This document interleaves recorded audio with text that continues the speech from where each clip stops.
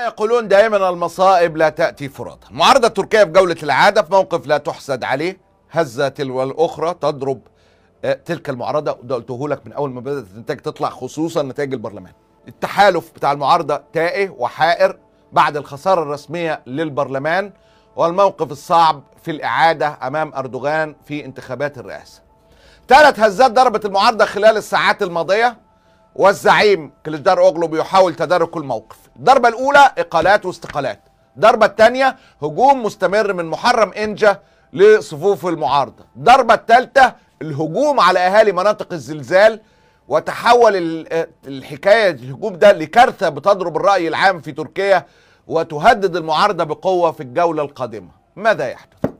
على عكس جميع التوقعات والإحصائيات والرؤى، ساعات الرأي كانت زي الشلال، كل يوم 3 ساعات الرأي أوروبية تؤكد 60%، 62، 58 لما يكونوا يعني بتاع.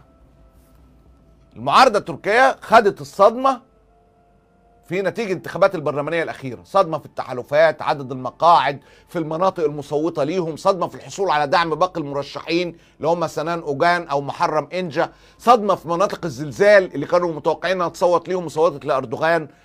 تلك الصدمة خلت قيادات المعارضة السياسية والإعلامية تصب الغضب على سكان مناطق الزلزال. الحلقة الأضعف أوريك في البداية بس بعض نتائج الانتخابات في مناطق الزلزال تحديدا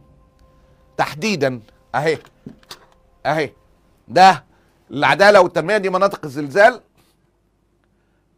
العدالة والتنمية 35%، الشعب الجمهوري بتاع ده التصويت بشكل عام اللي خدت 288 بتاع 42 كانت في المرة اللي فاتت.